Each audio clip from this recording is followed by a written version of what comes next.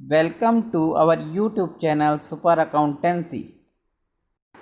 Today's our topic chapter 2 Economic Planning in India part 1. Economic planning. Bharat में economic planning की प्रेरणा USSR से ली गई थी, यानी सोवियत संघ रूस से ली गई थी, जहां पर योजनाओं के जरिए देश के आर्थिक विकास को किया जाता था। भारत में 1950 में एक योजना आयोग बनाया गया, प्रोफेसर महलनोबिस की अध्यक्षता में। ये जो योजना आयोग यानी प्लानिंग कमीशन, इसको जो दायित्व था कि देश के संसाधनों को ध्यान में रखकर देश के लिए विकास के लिए योजना बनाना और उनका मॉनिटर करना।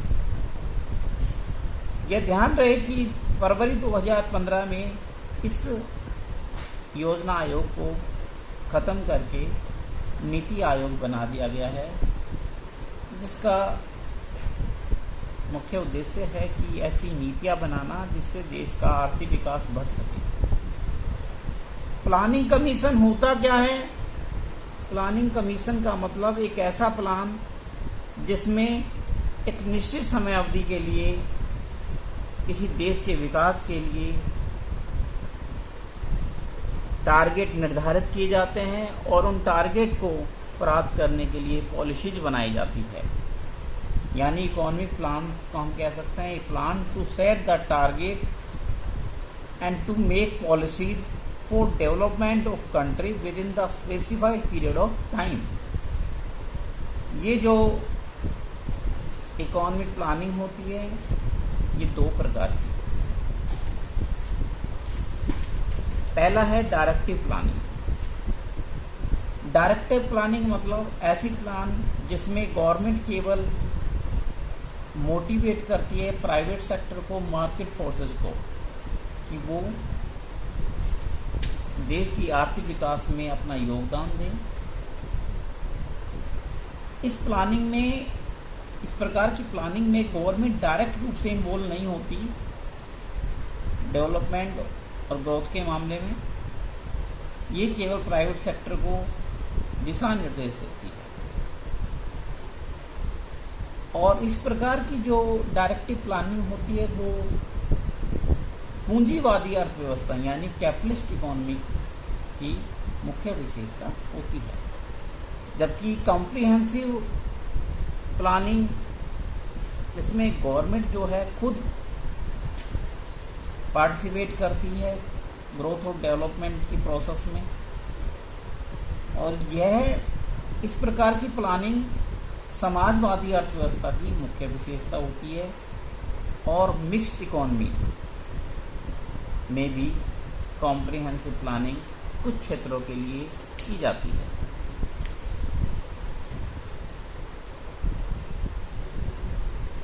इकोनॉमिक प्लानिंग के दो प्रकार के उद्देश्य होते हैं, गोल्स होते हैं। आइए उन्हें समझते हैं। पहला है लॉन्ग पीरियड गोल। लॉन्ग पीरियड गोल्स ऐसे गोल्स होते हैं, ऐसे कॉमन गोल्स होते हैं जो प्रत्येक पंचवर्षीय योजना यानी सभी पंचवर्षीय योजनाओं में जिन्हें प्राप्त करने का प्रयास किया जाता है, इन्हें ऑब्जेक्टिव्स ऑफ प्लानिंग कहा जाता है। यानी पूरी प्लानिंग लंबे समय के लिए जो हर एक पंचवर्षीय योजना में जिसे अपनाया जाएगा, ये लॉन्ग पीरियड गोल्स होते हैं। जबकि शॉर्ट पीरियड गोल्स उन परिस्थितियों पर निर्भर करते हैं जिन में प्लान्स बनाए जाते हैं। इन्हें ऑब्जेक्टिव्स ऑफ प्लान्स कहा जाता है। ध्यान रहे, लॉन्ग पीरियड गोल्स को ऑब्जेक्टिव्स ऑफ प्लानिंग कहा जाता है, जबकि शॉर्ट पीरियड को गोल्स को ऑब्जेक्टिव ऑफ प्लान्स कहा जाता है, क्योंकि प्लान स्पेसिफाई होता है, जबकि प्लानिंग एक लॉन्ग टर्म प्रोसेस होती है।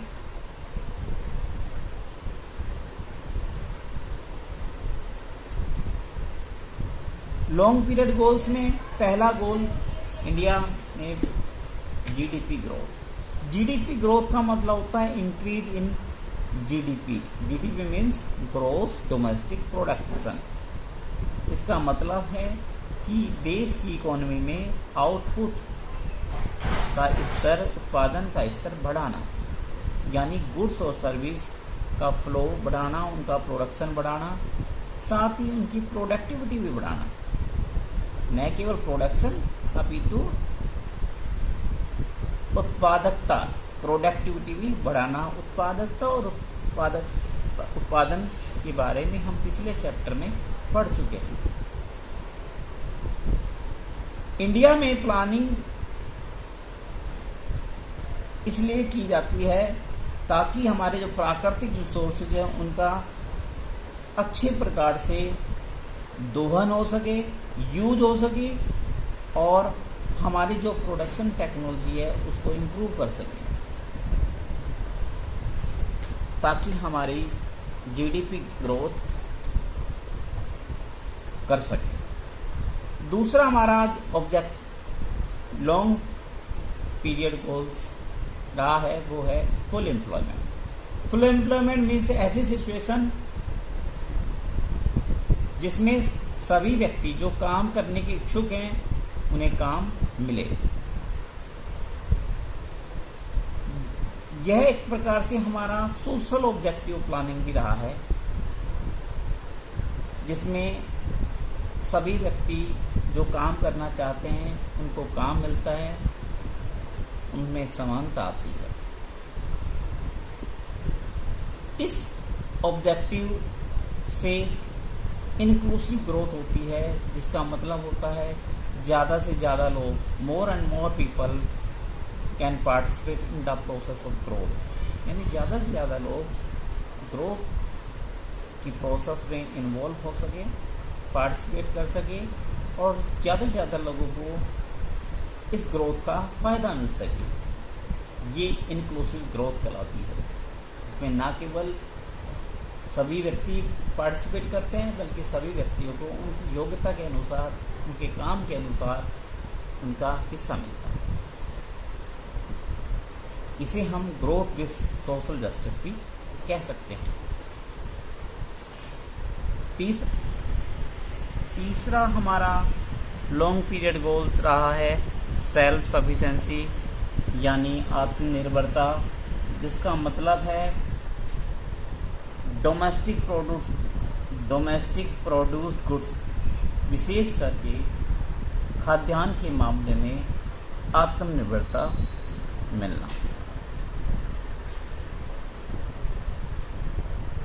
पहले 7 पंचवर्षीय योजनाओं में इस गोल का बड़ा महत्व रहा, इसको प्रायोरिटी दी गई, क्योंकि हमारी जो विदेशों पे निर्भरता थी खाद्यान्न को लेकर, उसकी वजह से हमें कई बार नीचा देखना पड़ा। 1965 में यूएसए ने हमें फूड ग्रेन्स का एक्सपोर्ट रोकने की धमकी भी दी, क्योंकि पाकिस्तान को लेकर वो फेवर करता था। इसलिए भारत ने इस प्रकार की धमकियों से बचने के लिए सेल्फ सफिशिएंसी को अपना लॉन्ग पीरियड गोल बनाया। चौथा है आधुनिकता, यानी मॉडर्नाइजेशन आर्थिक और सामाजिक दोनों लेवल पर आधुनिकता को अपनाना, यानी ग्रोथ की प्रोसेस में नई से नई तकनीक को अपनाना। आज हम सब लोग जानते हैं मॉडर्नाइजेशन साइंस का युग है। ऐसे में एक देश नई नई टेक्नोलॉजी को अपनाकर ही आगे बढ़ सकता है। और हम यह भी जानते हैं कि जब मध्यकाल में भारत तकनीक के मामले में, आधुनिकता के मामले में पिछड़ गया था, तभी भारत को गुलाम बनना पड़ा था। यदि भारत मध्यकाल में नई टेक्नोलॉजी का अपनाया होता, हमारे यहाँ पर इंडस्ट्रियल रिवॉल्यूशन पहले आई होती तो भारत गुलाम नहीं बनता। साथ ही आज़ादी के बाद भारत में फूड ग्रेन्स के मामले में जो आत्मनिर्भरता आई वो मॉडर्नाइजेशन की वजह से आई। मॉडर्नाइजेशन, नई नई टेक्नोलॉजियों को हमने खेती के मामले में अपनाया और ना केवल उत्पादन को बल्कि उत्पादकता को हम बढ़ाने में कामयाब रहे। नेक्स्ट है शॉर्ट पीरियड गोल्स। ऐसे गोल्स जो विशेष प्लान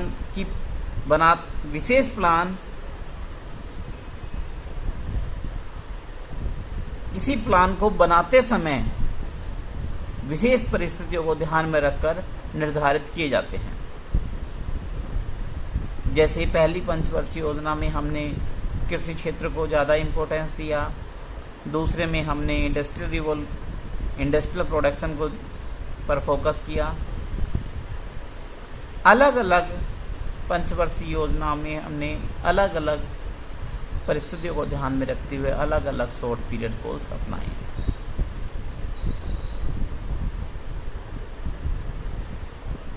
हमारे इकोनॉमिक पॉलिसीज में 1991 में जाकर चेंज आया। तो 1991 से पहले हमारे जो इकोनॉमिक पॉलिसीज थी under the different 5 years plans, उनकी फीचर्स को हमें जानना जरूरी है। पहला है डोमिनेंस ऑफ पब्लिक सेक्टर। 1991 से पहले हमारी जो इकोनॉमिक पॉलिसी थी उनमें हमने पब्लिक सेक्टर को ज़्यादा इम्पोर्टेंस दिया, क्योंकि हमने विकास का जो पैटर्न, जो फॉर्मूला आजमाया था वो सोशलिस्टिक पैटर्न था, यानी समाजवादी से प्रभावित विचारधारा के जरिए हमने विकास करने का मन बनाया था आज़ादी के बाद, जिसमें हमने कॉम्प्रिहेंसिव प्लानिंग को इम्पोर्टेंस दिया और पब्लिक सेक्टर में बहुत सारे उद्योग धंधों की स्थापना की। इकोनॉमिक प्लानिंग 1991 से पहले की हमारी दूसरी मुख्य विशेषता रही regulated development of private sector, जिसका मतलब है कि 1991 से पहले जो भी नियम कानून लाए गए उद्योग धंधों के विकास के संबंध में, उनमें प्राइवेट सेक्टर को बिना लाइसेंस और बिना रजिस्ट्रेशन के काम करने की अनुमति नहीं दी गई। जैसा कि 1948 में इंडस्ट्रियल डेवलपमेंट रेगुलेशन एक्ट 1948 के तहत बिना लाइसेंस और रजिस्ट्रेशन के प्राइवेट सेक्टर को प्रोडक्शन में परमिशन नहीं दी गई। इसी प्रकार MRTP act, monopolies and restrictive trade practice act 1969 ने भी कई प्रकार के प्रतिबंध प्राइवेट सेक्टर पर लगा दिए। यानी हम कह सकते हैं कि इकोनॉमिक पावर को कॉन्सेंट्रेट होने से रोकने के लिए, आर्थिक सत्ता, आर्थिक ताकत को एक जगह इकट्ठा होने से रोकने के लिए गवर्नमेंट ने प्राइवेट सेक्टर के ऊपर कई प्रकार के प्रतिबंध लगा रखा है। तीसरी मुख्य विशेषता protection of small scale industries. Large scale industry को कई प्रकार के कानूनों से रेगुलेट किया गया, उन पे कंट्रोल किया गया, जैसा मैंने भी बताया MRTP एक्ट के जरिए। जबकि दूसरी तरफ स्मॉल स्केल इंडस्ट्री को प्रोटेक्शन प्रदान की गई कंपटीशन से।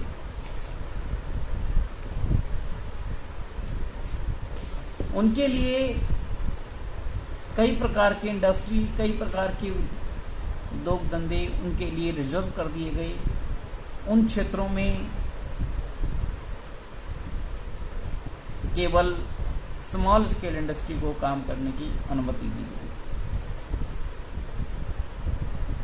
चौथा है हमारा point, trust on saving and investment. सरकार ने विदेशी निर्भरता, विदेशी पूंजी पर निर्भरता को खत्म करने के लिए, अपने देश में पूंजी को बढ़ाने के लिए अपने देश की बचत और निवेश पर फोकस किया। कई प्रकार की स्कीमें लाई गई ताकि लोग बचत कर सकें। कई प्रकार की सब्सिडी दी गई ताकि लोग इन्वेस्ट कर सकें।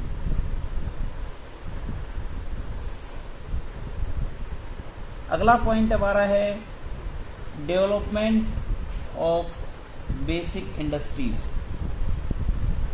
हमारे देश में हमने पिछले चैप्टर में पढ़ा, basic industry, capital goods industry का अभाव था।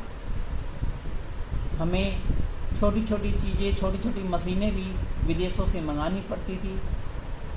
हमारे देश में औद्योगिक धंधों के विकास के लिए बेसिक इंडस्ट्री का विकास का बड़ा इम्पोर्टेंस था, इसलिए रणनीतिक तौर पर इसके विकास को प्रायोरिटी दी गई।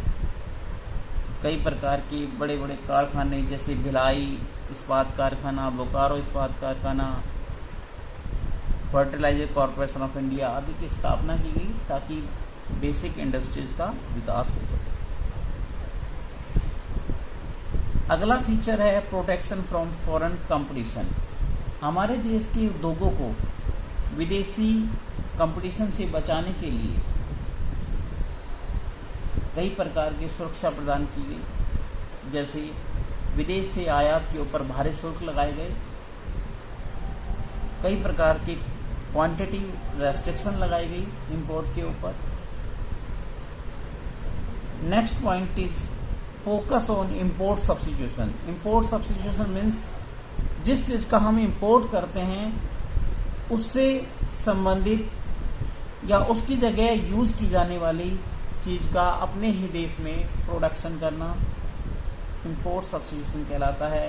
और भारत ने आज़ादी के बाद से ही इस आइडिया पे काम करना शुरू किया कि इंपोर्ट सब्स्टिट्यूशन किस प्रकार से किया जाए।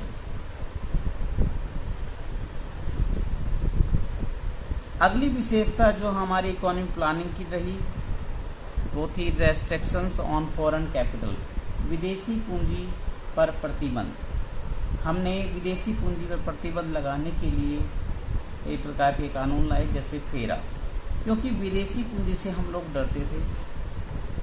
हमें ईस्ट इंडिया कंपनी वाला अनुभव लगातार परेशान करता था, इसलिए हमारे जो नीति बनाने वाले जो प्रमुख लोग रहे उन्होंने विदेशी पूंजी पर निर्भरता को कम करने का प्रयास किया।